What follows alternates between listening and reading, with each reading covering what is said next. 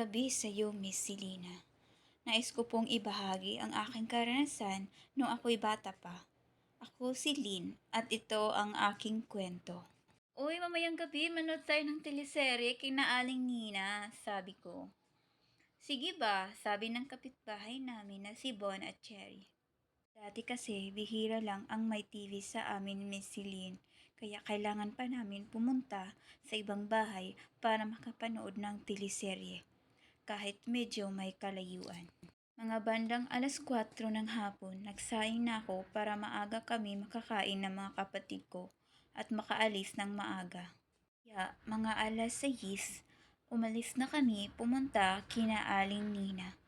Habang naglalakad sa dilim, si Bon at Cherry nagbibiruan na may mumu, sabay takbo.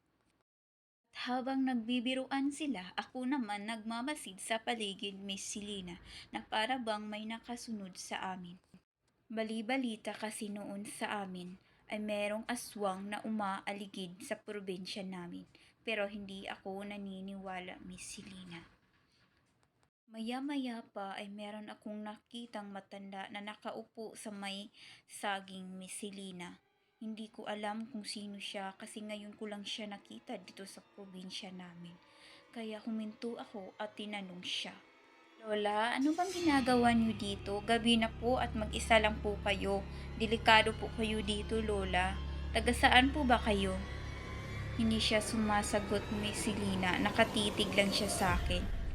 Nagpasyahan ko, Miss Selena, na umalis na lang kasi iniwan na ako ng mga kasama ko. Habang papaalis ako, Miss Selena, iningon ko siya at wala na siya roon sa kanyang pwesto. Bilisan ko yung lakad ko kasi nagsitayuan na ang balahibo ko.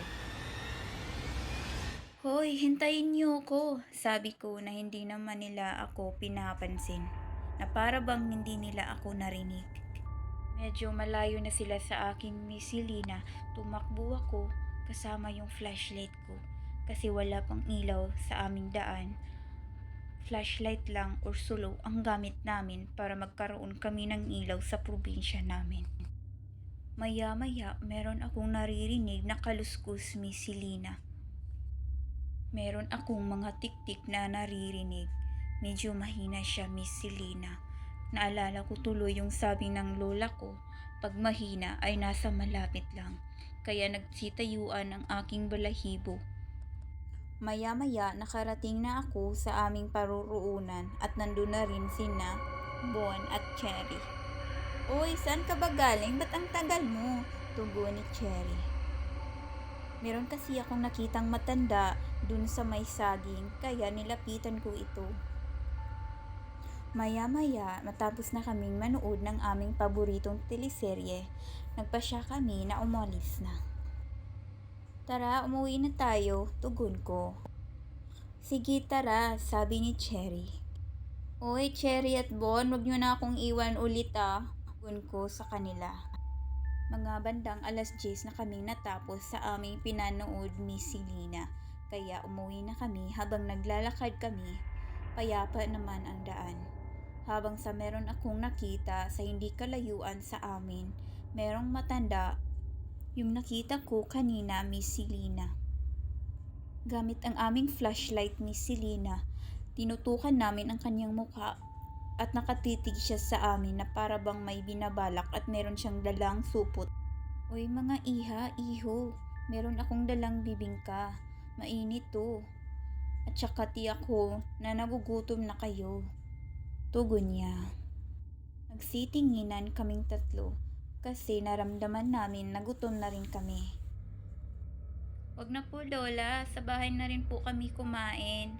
Sa inyo na lang po yun, salamat po. Tugon ko sa matanda. Maya-maya umalis na kami. Habang naglalakad kami, para bang may nakasunod sa amin. Nakasunod pa rin ang matanda sa amin. Sabi niya, ayaw niyo ba sa bibingka ko? Tugon niya. Sa probinsya kasi namin, Miss Selena, uso kasi yung bibingka. Yan kasi yung mga paborito ng mga tao. Lumingon kaming tatlo ko sa kanya. Parang bang may nagbago sa kanyang mata. Ano yan? Parang nag-iiba ang anyo ni Lola. Para siyang aswang. Tara, takbo! Tumakbo kami, Miss Selena. Kahit nawawala na yung tsinilas ko sa kakatakbo, wala akong pakialam para lang makatakas kami sa kanya. Maya-maya pa, parang malinaw na ang paligid, parang hindi na siya nakasunod sa amin, at malapit na rin kami sa bahay namin. Pagdating namin sa bahay namin, gising pa si Lola at ang mga kapatid ko ay tulog na. Oh, anong nangyari sa inyo? Ba't hingal na hingal kayo? Tugon ng lola ko. May humahabol sa amin, Lola. Merong aswang. Kaya Lola, maghanda na po tayo. Lola, anong gagawin natin? Tugon ko kay Lola.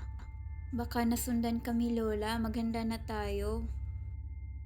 Akong bahala sa kanya. Huwag kayong matakot. Diyan lang kayo sa kwarto at huwag kayong lalabas. Di Lola, tutulungan ka namin. Tugon ko kay Lola. Huwag na, ako nang bahala. Pauo na rin ako kay Lola kasi marami na pong karanasan si Lola. Maya-maya may kaluskos na sa dingding namin. Kaya tinignan ito ni Lola. Sige, subukan mong saktan ng mga apo ko. Ako ang makakalaban mo, tugon ng Lola ko. Lalong lumakas ang tiktik sa labas. Kaya si Lola may kinuha siya sa kanyang kwarto. Habang nasa labas si Lola, hinarap niya ang aswang at mayroon siyang mga sinasabi. At maya-maya, umiiyak sa sakit ang aswang na para ba siyang nasasaktan. Ano, umalis ka o tutuluyan kita? Matapang sabi ng lola ko. Maya-maya pa, habang nasasaktan ng aswang, gumapang ito ng dahan-dahan at papalayo sa aming bahay. Tinitignan lang siya ng aming lola. Habang nakalayo na yung aswang, pumasok na si Lola. At pagkatapos nun, wala na kaming narinig tungkol sa aswang. Mapayapa na ulit ang aming baryo. Kaya hanggang dito na lang ang aking storya, Miss Selena. Salamat po sa mga nakikinig ng storya ko. Hanggang dito na lang.